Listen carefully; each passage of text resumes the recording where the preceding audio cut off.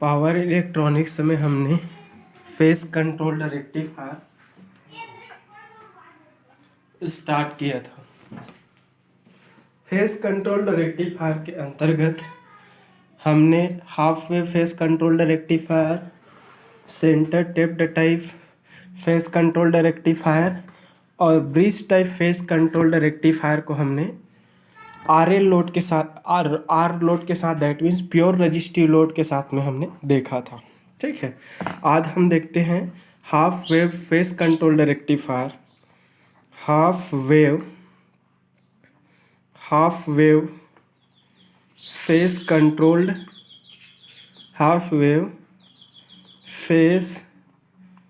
Controlled rectifier with R L load. ठीक है, तो हाफ वेव फेस, जैसा कि आप सबको पता है कि फेस कंट्रोल्ड रेक्टिफायर बेसिकली एक पावर इलेक्ट्रॉनिक सर्किट होता है जो इनपुट एसी सिग्नल को कंट्रोल्ड पल्सेटिंग डीसी में कन्वर्ट करता है। ठीक है, अब यहाँ पर half wave phase controlled rectifier बोल रहा है, तो half wave phase controlled rectifier basically ऐसा पावर इलेक्ट्रॉनिक सर्किट होता है जो इनपुट एसी सिग्नल के कंप्लीट साइकिल में से ओनली एक ही हाफ साइकिल को कंट्रोल्ड पल्सेटिंग डीसी में कन्वर्ट करता है। तो जो हाफ साइकिल के लिए कंट्रोल्ड पल्सेटिंग डीसी प्रोवाइड करता है उस रेक्टिफायर सर्किट को हम क्या बोलते हैं? Half wave phase controlled rectifier. इसके पहले हमने half wave phase controlled rectifier circuit देखा था, बट वो रेक्टिफायर सर्किट है वो रजिस्टिव लोड था। रजिस्टिव लोड का मतलब क्या है?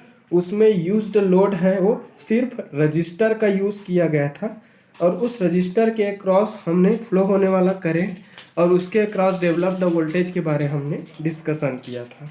बट अभी हम इस सर्किट में हम आर एल का मतलब यहाँ पर इंडक्टर, तो कहने का मतलब क्या है, यहाँ पर रजिस्टर और इंडक्टर की कॉम्बिनेशन को इसमें लोड की तरह यूज किया गया है। ठीक है, तो रजिस्टर और इंडक्टर की कॉम्बिनेशन है वो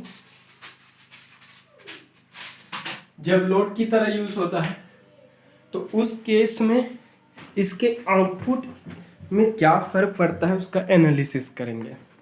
ठीक है, तो चलो देखते हैं। तो ये half wave phase controlled rectifier क्या होगा? Half wave phase controlled rectifier basically ऐसा पावर इलेक्ट्रॉनिक सर्किट होता है जो इनपुट एसी सिग्नल के ओनली हाफ साइकिल को कंट्रोल्ड पल्सेटिंग डीसी में कन्वर्ट करता है। ठीक है, तो इस रेक्टिफायर सर्किट में क्या होगा?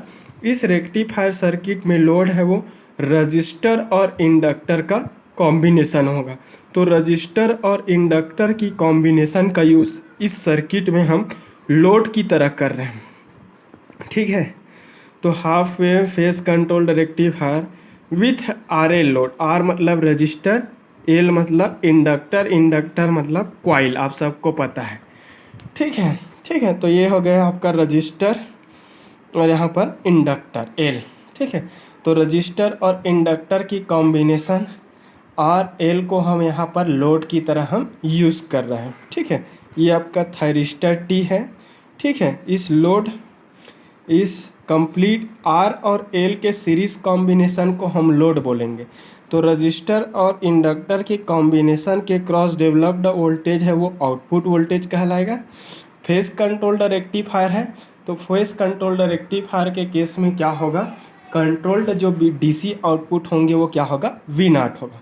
यहाँ पर ये ट्रांसफार्मर है, ट्रांसफार्मर में इसको हम ए दे देते हैं बी, तो ए बी जो है, ए बी जो वाइंडिंग है वो ट्रांसफार्मर का प्राइमरी वाइंडिंग है और ये आपका क्या है? सी डी, तो सी डी जो वाइंडिंग है वो इसका क्या है? सेकेंडरी वाइंडिंग है। बेसिकली इस फेस कंट्रोल्ड रेक्टिफायर में स्टेप डाउन ट्रांसफार्मर का यूज़ किया गया है जो सबसे पहले हाई इनपुट एसी को लो आउटपुट, मतलब हाई इनपुट एसी को लो एसी में क्या करेंगे? कन्वर्ट करेंगे। तो ट्रांसफार्मर है वो एसी टू एसी कन्वर्टर है। यहाँ पर हम स्टेप डाउन ट्रांसफार्मर का यूज़ कर रहे हैं, तो ये हाई एसी को लो एसी में कन्वर्ट करेगा। क्लियर हुआ? यहाँ पर थरिस्टर को मैं T से शो किया हूँ। Thyristor basically 1 2 and this will be 3। Thyristor is nothing but it is a 3 terminal power semiconductor device which act ऐसा स्विच, जो कि एक स्विच की तरह काम करता है। तो यहाँ पर थरिस्टर T है, नॉर्मल एक स्विच की तरह वर्क कर रहे हैं।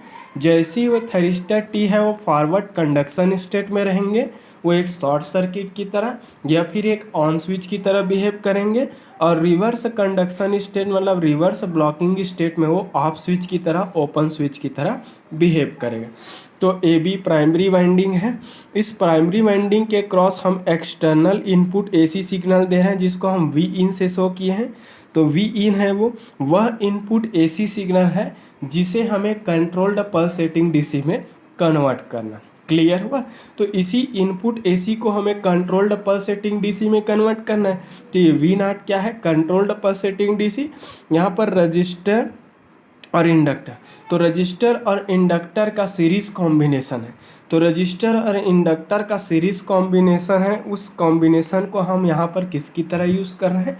लोड की तरह। तो सपोज इस आर एल लोड में फ्लो होने वाले करंट को हम लोड करंट को आई एल, अगर करंट का फ्लो है वो आई एल करंट का फ्लो इसी डायरेक्शन में ही अगर होता है तो फ्लोविंग करंट है वो पॉजिटिव होगा और डेवलप्ड आउटपुट वोल्टेज भी क्या होंगे? पॉजिटिव होंगे। क्लियर हुआ? सपोज इस इंडक्टर के अक्रॉस इंटरनली डेवलप्ड जो वोल्टेज है उसको क्या दे देते हैं हम? V L, voltage across inductor. Clear है? क्योंकि आपका इंडक्टर जो है एनर्जी स्टोरिंग डिवाइस है, ठीक है। वो जब तक इस एनर्जी को स्टोर करते रहता है तब तक कि उसके क्रॉस स्टोर्ड एनर्जी है वो इनपुट एनर्जी का इक्वल ना हो जाए, या फिर जब तक उसको सोर्स से एनर्जी सप्लाई मिलना बंद ना हो जाए तब। क्लियर हुआ? तो ये आपका क्या है? Half wave phase controlled rectifier with RL load है। हमने प्योर रजिस्टिव लोड देखा था। प्योर रजिस्टिव लोड में करंट और वोल्टेज के बीच में हमने रिलेशन देखा, हमने उसका वेव फॉर्म देखा। अब यहाँ पर भी देखते हैं, थोड़ा सा चेंजेस है इसके वेव फॉर्म में, इसके वर्किंग में, बाकी सब सेम है। क्योंकि यहाँ पर इनपुट एसी सिग्नल दे रहे हैं, आउटपुट में कंट्रोल्ड पल्सेटिंग डीसी मिलेगा। आउटपुट कंट्रोल्ड पल्सेटिंग डीसी मिलेंगे वो आरएल लोड के क्रॉस मिलेगा, क्योंकि यहाँ पर लोड हम आरएल को यूज़ किए, not pure resistive but here load is inductive, मतलब इंडक्टर को हम लोड की तरह हम यूज़ कर रहे हैं। क्लियर है? तो चलो देख लेते हैं। कम से कम एक्सप्लेनेशन में एग्ज़ाम में आपको कंप्लीट एक साइकिल को समझाना ही है, बाकी आगे आप समझाओ या ना समझाओ। ये आपका input AC signal V in, input AC signal है, ये वी एम है। इनपुट एसी सिग्नल की मैक्सिमम एम्पलीट्यूड ये आपका 0, ये पाई, ये 2 पाई, ये 3 पाई, इस टाइप का। क्लियर है? तो वह इनपुट एसी सिग्नल है जिसे हमें कंट्रोल्ड पल्सेटिंग डीसी में कन्वर्ट करना है। क्लियर है? तो यहाँ पर आरएल लोड है, ये इनपुट एसी सिग्नल का वेव फॉर्म है। इसी इनपुट एसी सिग्नल को हम क्या करेंगे? पल्सेटिंग डीसी में कन्वर्ट करेंगे। अब यहाँ पर एक गेट पल्स बना देता हूँ आईजी, ठीक है, क्योंकि आप सबको पता है कि थायरिस्टर एक ऐसा पावर सेमीकंडक्टर डिवाइस होता है जिसको हम आसानी से टर्न ऑन तभी कर सकते हैं जब हम उसके गेट टर्मिनल पर एक्सटर्नल ट्रिगरिंग पल्स अप्लाई करेंगे तब। जब तक हम उसके गेट पर एक्सटर्नल ट्रिगरिंग सिग्नल अप्लाई नहीं करते तब तक वो थायरिस्टर है वो क्या है? ईजिली टर्न ऑन नहीं हो पाता। क्लियर हुआ? तो ये आपका गेट पल्स शो करने के लिए हो गया। फिर उसके बाद एक वेव फॉर्म बना देते हैं हम लोड करेंट के लिए आई एल लोड करेंट, और एक वेव फॉर्म बनाएंगे हम output voltage V not. Clear हुआ? ठीक है, तो ये हम एक एक हाफ साइकिल का हम इसका एक्सप्लेनेशन हम देखेंगे। ठीक है, तो ये आई जी है गेट पल्स, ठीक है। ये आपका ओमेगा टी इक्वल टू 0 से पाई तक पॉजिटिव है, पाई से 2 पाई तक निगेटिव है, 2 पाई से 3 पाई तक क्या है? पॉजिटिव है। ठीक है, तो जैसे ही हम इस सर्किट के प्राइमरी वाइंडिंग ए बी के cross, this is primary winding, here we apply external input AC signal v n for positive half cycle of input AC signal from omega T equal to 0 to pi. तो omega T equal to 0 से पाई के लिए circuit के primary winding के ए terminal पर induced voltage positive होगा, B terminal पे induced voltage क्या होंगे, नेगेटिव होंगे। ठीक है, तो जैसे इसके प्राइमरी वाइंडिंग पे पॉजिटिव हाफ साइकिल अपीयर होंगे, तो पॉजिटिव हाफ साइकिल के लिए यहाँ पर क्या होगा, सर्किट का ए टर्मिनल पर पॉजिटिव पोटेंशियल और बी टर्मिनल पर निगेटिव पोटेंशियल है वो इंड्यूस हो जाएगा। अगेन ट्रांसफार्मर एक्शन होंगे और ट्रांसफार्मर एक्शन के कारण इसके सेकेंडरी वाइंडिंग पर भी वोल्टेज इंड्यूस हो जाएगा। इंड्यूस्ड वोल्टेज है सी पॉइंट पे पॉजिटिव और डी पॉइंट पे क्या होंगे, निगेटिव। सी पॉइंट पे पॉजिटिव और डी पॉइंट पे निगेटिव वोल्टेज इंड्यूस हो जाने से थायरिस्टर टी है वो फॉरवर्ड ब्लॉकिंग स्टेट में आ जाता है। क्यों फॉरवर्ड ब्लॉकिंग में आ गया, क्योंकि सी पॉइंट पे पॉजिटिव जो वोल्टेज है वो थायरिस्टर के एनोड पे अपीयर हो रहा है। तो जैसे ही थायरिस्टर के एनोड पर पॉजिटिव वोल्टेज अपीयर होंगे, वो थायरिस्टर टी क्या हो जाता है, फॉरवर्ड ब्लॉकिंग स्टेट में आ जाता है। फॉरवर्ड ब्लॉकिंग स्टेट में आने के बाद भी वह थायरिस्टर है वो ऑफ मोड में रहता है। जैसे ही at angle omega T equal to, suppose this angle is alpha, omega T equal to alpha पे, omega T equal to alpha, this is omega T equal to alpha. जैसे ही हम at angle omega T equal to alpha पे small time duration and sufficient amplitude या फिर large amplitude, small time duration और large amplitude की external gate pulse apply करते हैं, जैसे ही इसके गेट टर्मिनल पर एक्सटर्नल फायरिंग पल्स देते हैं, ये थायरिस्टर टी है omega T equal to alpha पे क्या हो जाता है, टर्न ऑन हो जाता है। और टर्न ऑन होकर के ये ऑन स्विच, क्लोज स्विच या फिर एक शॉर्ट सर्किट की तरह बिहेव करना शुरू कर देता है। जैसे ही शॉर्ट सर्किट की तरह बिहेव करना शुरू करता है, सर्किट में करंट है वो सी पॉइंट से आपका थायरिस्टर टी से आपका load resistor R load resistor R से इंडक्टर से होते हुए आपका डी पॉइंट में क्या होता है, सर्कुलेट होता है। देखो ये सी पॉइंट पॉजिटिव तो ऐसे सर्कुलेट हुआ है क्लॉकवाइज डायरेक्शन। तो देख सकते हैं लोड में फ्लो होने वाला करंट सर्किट के एजम्पशन डायरेक्शन में ही फ्लो हो रहा है, इस कारण फ्लोइंग करंट है वो क्या होगा, पॉजिटिव होगा। फ्लोइंग करंट के पॉजिटिव होने से क्या होंगे, डेवलप्ड वोल्टेज है, करंट से फ्लोइंग करंट पॉजिटिव, जो डेवलप्ड वोल्टेज है वो क्या होगा, पॉजिटिव होगा। ठीक है, इतना तो सेम आपका नॉर्मल प्योर रजिस्टिव सर्किट की तरह होगा। अब देखो यहाँ पर इंडक्टर है वो लोड की तरह यूज़ हो रहा है, तो जैसे ही इस इंडक्टिव लोड में करंट का फ्लो होने लगता है, ये इंडक्टर है वो अपने अंदर क्या करने लगता है, एनर्जी स्टोर करने लगता है। चूँकि सर्किट का जो लोड है वो प्योर रजिस्टिव लोड ना होकर के इंडक्टिव लोड है, इस कारण उस इंडक्टर से होकर फ्लो होने वाला करंट ग्रेजुअली इंक्रीज ना होकर के क्या होगा, सडनली इंक्रीज ना होकर के वो क्या होता है, ग्रेजुअली इंक्रीज होता है। इंडक्टर के थ्रू फ्लो होने वाला करंट है वो क्या होता है, सडन अपीयर, एक झट अपीयर ना होकर के क्या होता है, टाइम के अकॉर्डिंगली क्या होता है, ग्रेजुअली इंक्रीज होगा। जैसे जैसे इस इंडक्टर में फ्लो होने वाले करंट की वैल्यू इंक्रीज होंगे, वैसे वैसे इंडक्टर के अंदर स्टोर्ड एनर्जी भी क्या होते जाएगा, इंक्रीज होते जाएगा। और स्टोर्ड एनर्जी के कारण इस इंडक्टर के क्रॉस एक वोल्टेज अपीयर हो जाएगा, वो अपीयर्ड वोल्टेज है अपर टर्मिनल पे, अपर पे पॉजिटिव और लोअर पे क्या हो जाएंगे, निगेटिव। क्लियर हुआ। तो यहाँ पर बस सिर्फ इतना ही अंतर है, चूँकि सर्किट का लोड है वो इंडक्टिव लोड है, और इंडक्टिव लोड होने के कारण उस इंडक्टिव लोड में करंट है वो सडनली इंक्रीज ना हो करके उस इंडक्टिव लोड से होकर फ्लो होने वाला करंट है वो ग्रेजुअली टाइम के रिस्पेक्ट में क्या होता है, इंक्रीज होता है। जैसे जैसे उस इंडक्टर में फ्लो होने वाले करंट की वैल्यू इंक्रीज होता है, वैसे वैसे उस इंडक्टर के अंदर स्टोर्ड एनर्जी की वैल्यू भी क्या होगा, इंक्रीज होगा। स्टोर्ड एनर्जी के कारण जो वोल्टेज डेवलप होंगे, वो डेवलप्ड जो वोल्टेज है वो अपर टर्मिनल पे पॉजिटिव और लोअर टर्मिनल पे क्या हो जाएगा, निगेटिव हो जाएगा। क्लियर हुआ। तो आपका omega T equal to alpha पे फायर किया, this is alpha, this is 0 pi, now this is 2 pi 3 pi. ठीक है, आपने अल्फ़ा पे फायर किया तो अल्फ़ा से ही आपका करंट का फ्लो होना शुरू होगा। फ्लोइंग करंट है वो ग्रेजुअली क्या होगा, इंक्रीज होगा। कब तक इंक्रीज होंगे, जब तक इस इंडक्टर को एक्सटर्नल सप्लाई मिलते रहेगा तब तक यह भी उस इंडक्टर के अंदर का स्टोर्ड एनर्जी उस सोर्स एनर्जी का इक्वल ना हो जाए। तो देखो ये आपका, इसके पहले हमने रजिस्टिव देखा था तो उसमें ऐसा साइनोसॉइडल पल्स मिलता था करंट का, साइनोसॉइडल नेचर का करंट फ्लो होता था रजिस्टर के केस में, क्योंकि इंडक्टर के केस में सडनली करंट की वैल्यू को इंस्टेंटेनियसली चेंज नहीं होता और टाइम के रिस्पेक्ट में ग्रेजुअली क्या होगा, चेंज हो। तो जैसे जैसे इंडक्टर के अंदर की एनर्जी इंक्रीज होते जाते हैं मिनिमम से मैक्सिमम, वैसे वैसे उस इंडक्टर के अंदर क्या होता है, एनर्जी भी स्टोर होते जाता है। एनर्जी, उस स्टोर्ड एनर्जी के कारण जो वोल्टेज डेवलप होता है उसको हम इंडक्टिव वोल्टेज VL दिया, upper as positive and lower as negative. Clear हुआ।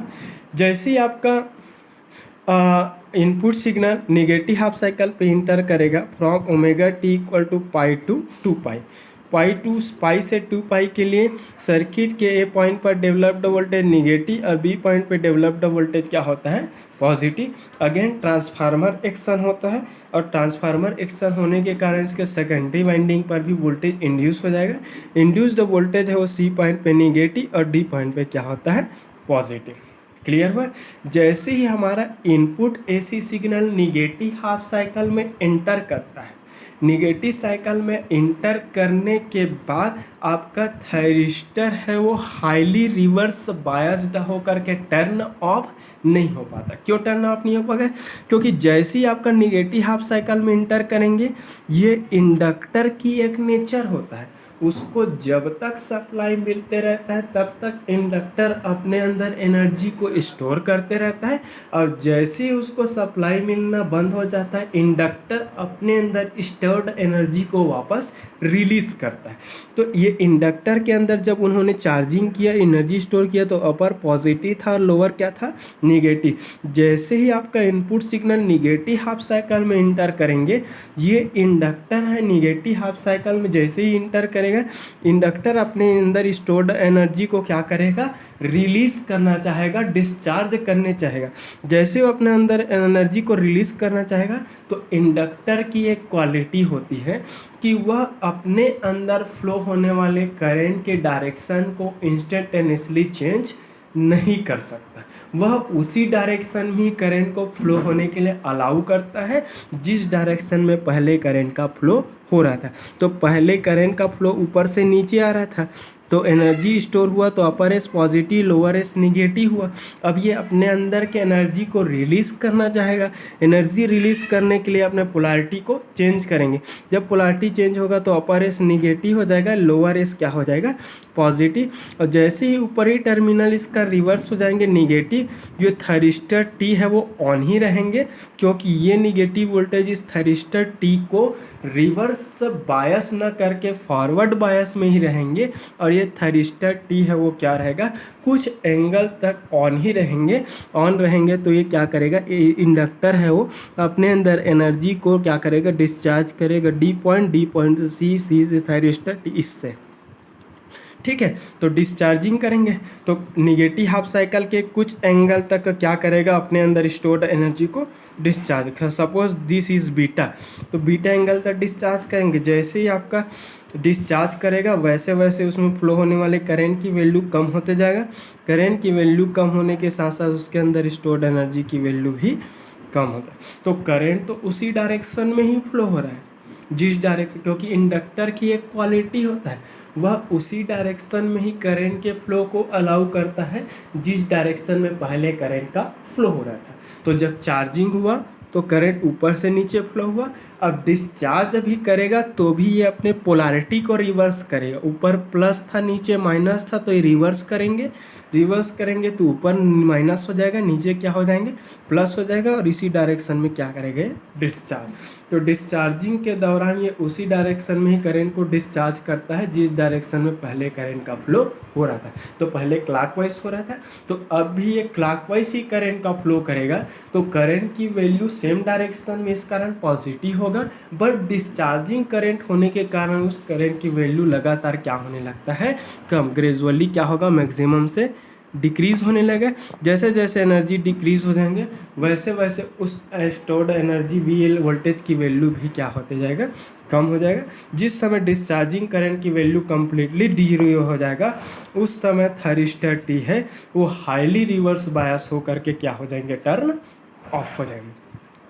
तो आउटपुट वोल्टेज यहाँ से मिलेंगे, आउटपुट वोल्टेज ऐसे यहाँ से फायर की, ये अल्फ़ा से फायर किया, ये पाई था, ये आपका बीटा एंगल, पाई से लेकर बीटा तक क्या है, डिस्चार्जिंग एंगल। उतने सर्टेन एंगल में इंडक्टर अपने अंदर स्टोर्ड एनर्जी को डिस्चार्ज करेगा। वोल्टेज की वैल्यू पॉजिटिव, जीरो से अल्फ़ा से लेकर पाई तक पॉजिटिव रहेगा। फिर पाई से लेकर बीटा, पाई से बीटा तक का आपका वोल्टेज क्या मिलेगा, निगेटिव। पाई से बीटा तक देखो, पाई से बीटा तक के एंगल के लिए आपका करंट का फ्लो हो रहा है, वो फ्लोइंग करंट उसी डायरेक्शन में, इस कारण करंट की वैल्यू पॉजिटिव है। करंट की वैल्यू डिस्चार्जिंग करंट है, इस कारण वो ग्रेजुअली क्या हो रहा है, डिक्रीज हो रहा है। तो करंट पॉजिटिव है बट वोल्टेज तो क्या होगा, निगेटिव होगा। क्यों? क्योंकि ये जब इंडक्टर जब एनर्जी को रिलीज करेंगे तो उस केस में आपका इनपुट क्या हो रहा है, निगेटिव हाफ साइकिल में इंटर कर चुका है। और निगेटिव हाफ साइकिल के लिए भी पाई से लेकर बीटा एंगल के लिए वो थरिस्टर ऑन है। तो क्या होता है एक्चुअल में, जब ये थरिस्टर T ऑन रहता है तो ये सोर्स और ये लोड, दैट मीन्स आउटपुट जो वोल्टेज है वो इस सोर्स वोल्टेज का क्या होता है, इक्वल होता है, पैरेलल होता है, V0 equal to this voltage. तो अब इस समय निगेटिव हाफ साइकिल में है तो क्या होगा, पाई से बीटा के लिए आउटपुट वोल्टेज क्या होगा, जो इनपुट में रहेगा, आउटपुट इक्वल टू इनपुट। तो ये आपका ये सर, जैसे ही आपका बीटा एंगल पे इंडक्टर की स्टोर्ड एनर्जी कम्प्लीटली ज़ीरो होंगे उस समय उस थरिस्टर से फ्लो होने वाला करंट ज़ीरो, और वो थरिस्टर है सडनली क्या हो जाएगा, ऑफ मोड में चले जाएगा। क्लियर हुआ, थरिस्टर टर्न ऑफ हो जाएगा और टर्न ऑफ होकर के आपका एंगल बीटा से लेकर 2 पाई तक, ये बीटा से लेकर 2 पाई तक हाईली रिवर्स होने की वजह से वो थरिस्टर ऑफ रहेंगे तो करंट का वैल्यू ज़ीरो, करंट का वैल्यू ज़ीरो होने से आउटपुट वोल्टेज का वैल्यू भी zero. Again next positive half cycle 2 पाई से 3 पाई, 2 पाई से 3 पाई के लिए ए का वैल्यू फिर पॉजिटिव, बी पे फिर निगेटिव वोल्टेज। अगेन यहाँ पर ट्रांसफार्मर एक्शन होगा तो सेकेंडरी वाइंडिंग पर वोल्टेज इंड्यूस हो जाएंगे, इंड्यूस्ड वोल्टेज सी पॉइंट पे पॉजिटिव और डी पॉइंट पे क्या होगा, निगेटिव। सी पॉइंट पे पॉजिटिव वोल्टेज अपियर होने से थरिस्टर T है वो फिर से फॉरवर्ड ब्लॉकिंग स्टेट में हो जाएंगे। जैसे ही थरिस्टर T को हम at angle 2 pi plus alpha, this will be 2 pi plus alpha, 2 pi plus alpha पे, ये आपका 2 पाई प्लस अल्फ़ा है, 2 पाई प्लस अल्फ़ा पे जैसे ही थरिस्टर T को एक्सटर्नल ट्रिगरिंग पल्स देंगे वो थरिस्टर T 2 पाई प्लस अल्फ़ा पे टर्न ऑन हो जाएगा, और टर्न ऑन होकर के ऑन स्विच, क्लोज स्विच या फिर एक शॉर्ट सर्किट की तरह बिहेव करना शुरू कर देगा। फाइनली करंट है वो अगेन सी पॉइंट से थरिस्टर T से आपका रजिस्टर R से इंडक्टर L से होकर डी पॉइंट में क्या होता है, सर्कुलेट होता है। अगेन सर्किट का लोड है वो RL लोड है, RL load that means inductive load. तो इंडक्टिव लोड होने के कारण उस लोड में फ्लो होने वाले करंट की वैल्यू है वो सडन एफियर ना हो करके उस इंडक्टिव लोड से होकर फ्लो होने वाले करंट की वैल्यू ग्रेजुअली टाइम के रिस्पेक्ट में क्या होता है, इंक्रीज होता है। ग्रेजुअली क्या होता है, टाइम के रिस्पेक्ट में क्या होता है, इंक्रीज होता है। ग्रेजुअली इंक्रीज होगा इस टाइप से, तब तक इंक्रीज होते रहेगा जब तक उसको सोर्स सप्लाई ना मिलते रहे, या फिर जब तक उस इंडक्टर के क्रॉस स्टोर्ड एनर्जी है वो सोर्स एनर्जी का इक्वल न हो जाए। तो 2 पाई प्लस अल्फ़ा से फायर किया, 3 पाई तक आपका थरिस्टर T ऑन रहेगा, मतलब सोर्स से पावर है वो लोड में फ्लो होते रहेगा। जब तक इस सोर्स से पावर है वो लोड में फ्लो होते रहेगा तब तक ये इंडक्टर अपने अंदर एनर्जी को स्टोर करते जाएंगे। ठीक है, जैसे ही आपका अगला हाफ साइकिल 3 पाई से आपका 4 पाई, इधर आगे अगर देखोगे तो 3 पाई से 4 पाई में इंटर करेंगे। 3 पाई से 4 पाई में अगर इंटर करेगा तो क्या होगा, ए पॉइंट पे निगेटिव वोल्टेज और बी पॉइंट पे पॉजिटिव वोल्टेज अपीयर होगा। अगेन ट्रांसफार्मर एक्शन होंगे तो सी पॉइंट पे निगेटिव और डी पॉइंट पे पॉजिटिव। तो सी पॉइंट पे निगेटिव और डी पॉइंट पे पॉजिटिव वोल्टेज इंड्यूस होने के कारण क्या होंगे, थायरिस्टर टी है रिवर्स मोड में चला जाता है, बट इंडक्टर के अंदर स्टोर्ड एनर्जी है उसको इंडक्टर है वो रिलीज करना चाहता है। इंडक्टर एनर्जी को रिलीज करने के लिए अपने पोलैरिटी को रिवर्स करता है। जैसे ही वो अपने पोलैरिटी को रिवर्स करता है तो अपर एस निगेटिव और लोअर एस क्या हो जाता है, पॉजिटिव। जैसे ही अपने पोलैरिटी को रिवर्स करेंगे थायरिस्टर टी है वो ऑन ही मोड में रहता है, जिससे ये इंडक्टर अपने अंदर स्टोर्ड एनर्जी को वापस उसी डायरेक्शन में ही क्या करता है, रिलीज करता है। तो उसी डायरेक्शन में रिलीज करेगा तो डिस्चार्जिंग करंट है, इस कारण करंट की वैल्यू ग्रेजुअली डिक्रीज होंगे। ठीक है, ये उसको लिख लेना आप लोग पूरा 2 पाई, ये आपका 2 पाई प्लस अल्फ़ा, ये आपका 3 पाई, ये आपका 3 पाई प्लस बीटा, ये आपका 2 पाई, ये आप 2 पाई प्लस अल्फ़ा पे फायर किए तो ये आपका input voltage equal to output voltage होगा। वोल्टेज की नेचर तो सेम रहेंगे और बीटा तक ऑन रहेगा। ये है, ये आपका ओमेगा टी, ये भी आपका ओमेगा टी का ओमेगा टी, ऐसा क्लियर हुआ। तो आई थिंक थोड़ा सा बस चेंजेस है इसमें। आरएल लोड के केस में इंडक्टर की चार्जिंग और डिस्चार्जिंग नेचर को समझाना पड़ेगा। तो किसी इंडक्टर के थ्रू फ्लो होने वाले करंट की वैल्यू सडनली इंक्रीज नहीं होती। ठीक है, तो इसी बस को देखना था। तो इसमें फ्लो होने वाले करंट की वैल्यू ग्रेजुअली इंक्रीज होगा, धीरे धीरे इंक्रीज होगा। बट वोल्टेज है आउटपुट जो वोल्टेज जैसे ही टी ऑन होगा, टी ऑन होने से एक सिंपल एक वायर की तरह ट्रीट करेंगे, शॉर्ट सर्किट की तरह। तो ये आउटपुट जो वोल्टेज है वो इनपुट वोल्टेज, तो आउटपुट वोल्टेज की nature same as C D voltage होगा। तो जब तक टी ऑन होंगे आउटपुट वोल्टेज है वो सी डी, जब तक सी डी पॉजिटिव रहेगा आउटपुट वोल्टेज पॉजिटिव रहेगा। जितने समय तक सी डी है निगेटिव रहेगा आउटपुट वोल्टेज निगेटिव रहेगा। कब, जब टी ऑन रहेगा तब। ठीक है, तो आई थिंक ये क्लियर हो गया होगा। ठीक है, डाउट होने पे कमेंट करें। Thank you.